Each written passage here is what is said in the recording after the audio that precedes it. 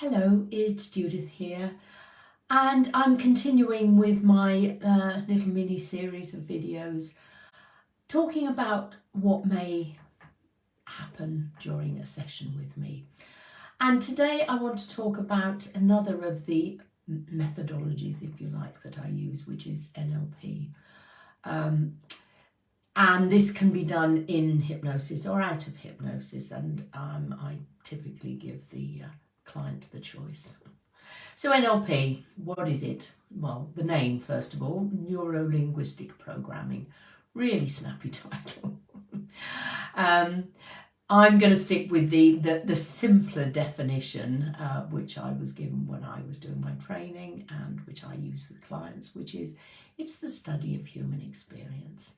By studying what people can do and how they do it, we can learn and teach other people. So NLP has some presuppositions, assumptions, if you like. And one of those is that if anybody can do something, then once we found out how they do it, then we can all be taught how to do it. So out of the original studies of people who were particularly good at what they did, has grown a huge, I think of it like a tree actually, just loads and loads of different branches. And in a future video I'll talk about one of the branches, which is one that I use quite a lot, but let's stick to the standard NLP, if you like. So by studying people and understanding how they do what they do, have come a huge number of techniques. This is just one of my books. It's enormous. And that is just a book of techniques. That's all that is a book of techniques that, because I can't remember all 350 plus techniques. So if I remember something and I want to use it with a client, I've got somewhere to look it up to remind me. So let's talk about the techniques. They range from simple to quite in-depth, if you like, techniques. An example of the simple is a spelling technique. Once we learn how good spellers do it, unpicking the process that they go through, we can then teach that to people who struggle with their spelling. And I have used the NLP spelling technique very successfully with clients and with young children with learning difficulties. So it's a simple technique. Now we know the way it works. It's very easy to teach it to people who don't automatically do it for whatever reason.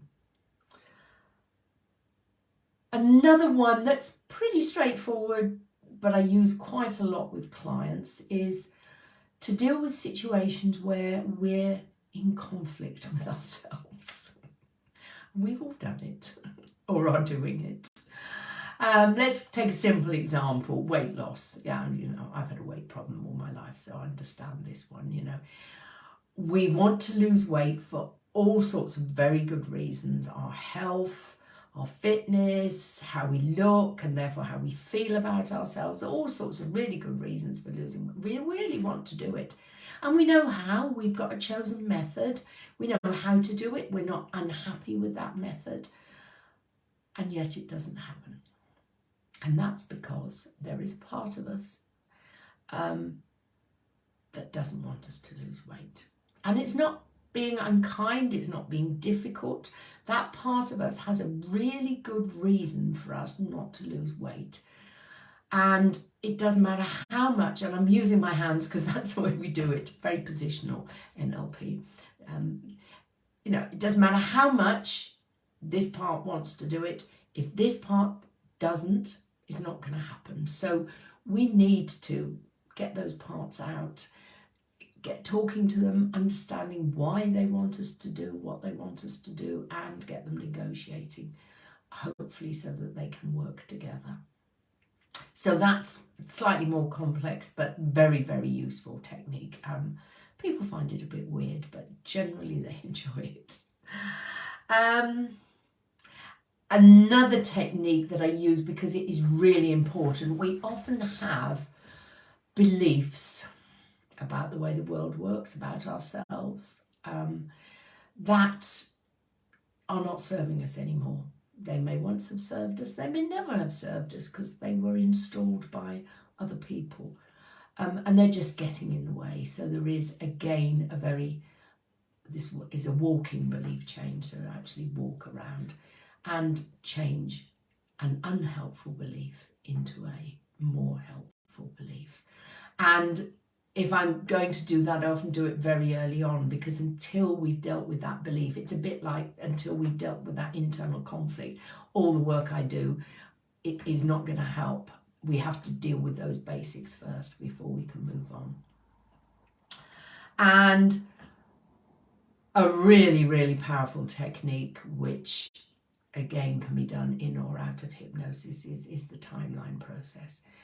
And very simply, this involves, if you're feeling a certain way, and it's a way that, again, that's not helpful and is uncomfortable and you don't want to feel like that, we trace it back to the first time that it occurred. And as I say, we can do that in a variety of ways. The simplest way is just simply walking down your timeline to that time. I'm not going to say back, because we don't all have the past behind us. And subject of another video, actually. I will make a note of that.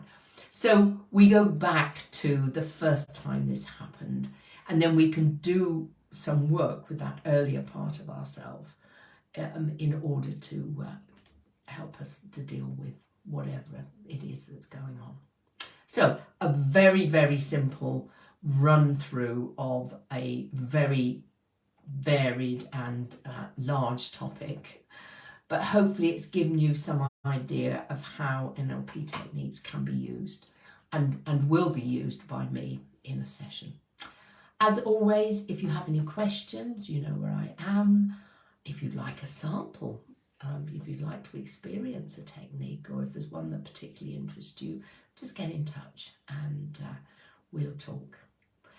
And as always, until the next time, please take care of yourself, particularly now the winter is upon us.